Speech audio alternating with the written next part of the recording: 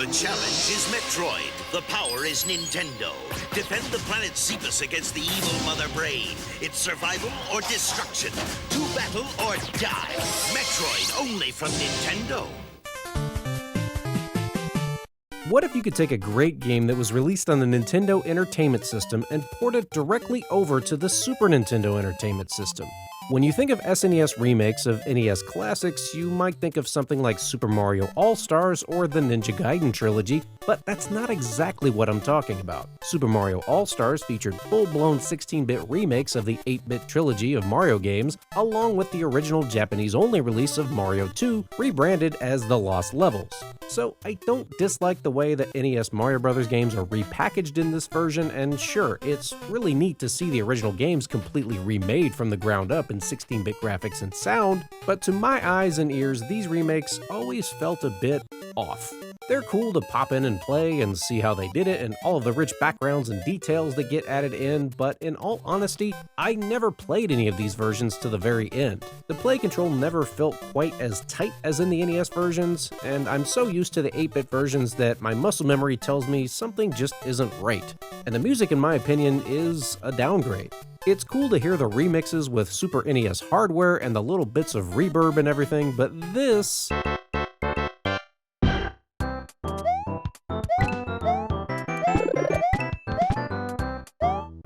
is nowhere as good as this.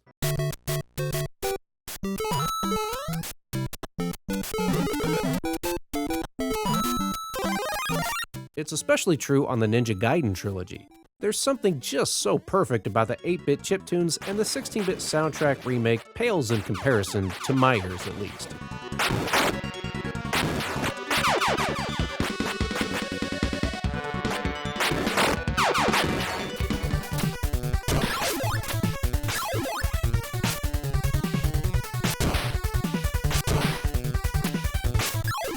I don't know, what do you think? I would have rather they just made a full-on 16-bit Ninja Gaiden sequel instead of trying to redo something that needed no improvement.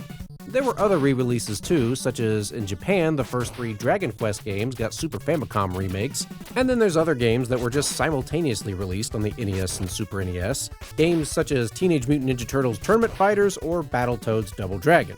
So, okay, Super NES remakes of NES games are interesting to look at, sure, but what if instead of remaking a game from the ground up and trying to add in a bunch of stuff that wasn't there, like graphical improvements or overhauling the soundtrack, what if you could just, take an existing NES game that's already almost perfect and then put it on the Super Nintendo? Then find a way to utilize the Super NES's additional hardware capabilities to maybe just fix some things with the game and add a few quality of life improvements here and there that weren't possible with the limitations of the original NES hardware. Well, it turns out the developer who goes by INFIDELITY has been doing just that. Let's take a look. This guy has been making NES ROM hacks since 2004, and now he's taking the next step in making full-on ports of NES classics onto the Super Nintendo Entertainment System. Now, this is something that I'd been wishing for a long time. The first Metroid, originally developed and released by Nintendo in 1986. I always loved this game as a kid, but man, this game always felt so utterly insurmountable. With its open-ended design, sprawling maps, and a never-ending deluge of increasingly tougher enemies ready to devour you at every turn. The best way to play this was to make your own maps as you go so you could write down where all the specific power-ups were, and a lot of times you would need to backtrack through specific areas once you found a specific item. For example, some doors require missiles to open, or some areas require the high jump boots before you can get past them. Now you gotta remember, at the time we were used to just playing games like Mario Bros. Where you just basically went in one direction. Run to the right, stomp on anything that moves. Figuring all of this out on your own with no internet back in the 80s seemed impossible unless you were lucky enough to have the right issue of Nintendo Power lying around, or possibly the official Nintendo Player's Guide, which has a fairly in-depth walkthrough of the game. These aren't complaints, just acknowledgement of how tough this game was all those decades ago. This was a challenging game, as it was meant to be. But the core elements of the game, the lonely, haunting underground tunnels of Planet Zebes, the really cool-looking enemies, finding all of the power-ups and the music, oh man. The music in this game is some of my favorite of all time. How could you not keep trying to beat this game just for the chance to listen to this?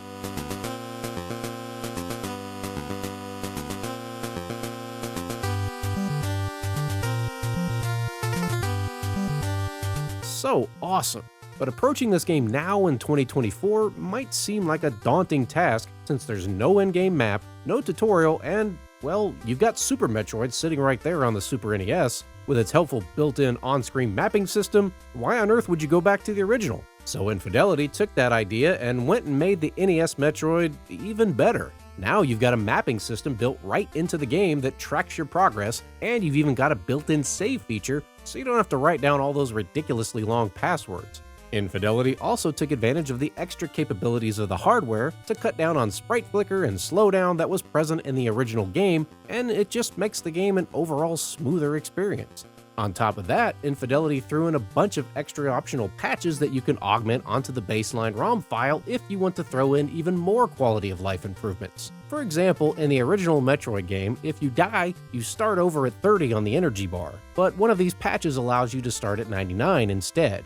That takes some of the frustration out of dying and cuts down on time you have to spend farming for energy refills. Speaking of energy, in the original NES version, there were a total of 8 energy tank power-ups that you could locate in the game. Each upgrade would add an additional tank that could hold more energy for Samus, that is until you get to 6 tanks due to memory limitations of the console. That means there were 2 extra tanks in the game, and if you collected more than 6, it wouldn't really do anything for you except reload your existing energy capacity. One of the optional patches actually fixes this and allows you to collect and use all 8 energy tanks. And if all of these upgrades weren't enough, you've got some additional soundtrack options. There's an MSU sound enhancement chip option that you can play, which gives you an entirely new orchestral score.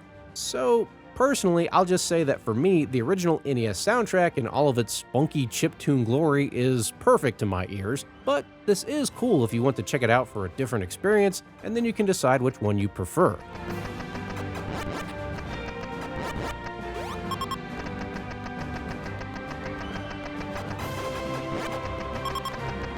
Even if you prefer the original soundtrack though, at least try the MSU1 version because it gives you a trippy FMV opening cutscene with shades of the introduction from the original Alien movies. So that's it. For me, this is the only version of the original Metroid I'll ever pick up and play again. Play it on an emulator, throw it on your Mister, or put it on a flash cartridge if you want, and play it on an actual SNES console, but this is the only version of Metroid I'm ever gonna play again.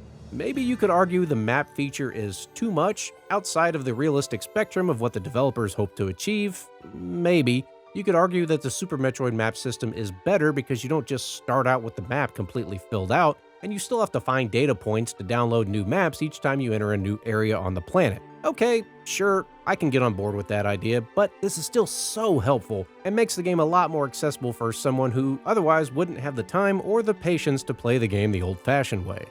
Infidelity has also been working hard on other Super NES ports of NES classics, such as the Mega Man games, Mike Tyson's Punch-Out!, and both of the NES Legend of Zelda games. These ports are very well done, and it just takes an already great game and makes it better. I'll put some links to his work down in the description. Please consider supporting him on Patreon, or at least drop him a kind word on Twitter, or whatever the heck it's called now. Anyway, as always, thank you so much for watching. Please don't text and drive, and I'll see you next time on Friday Night Arcade.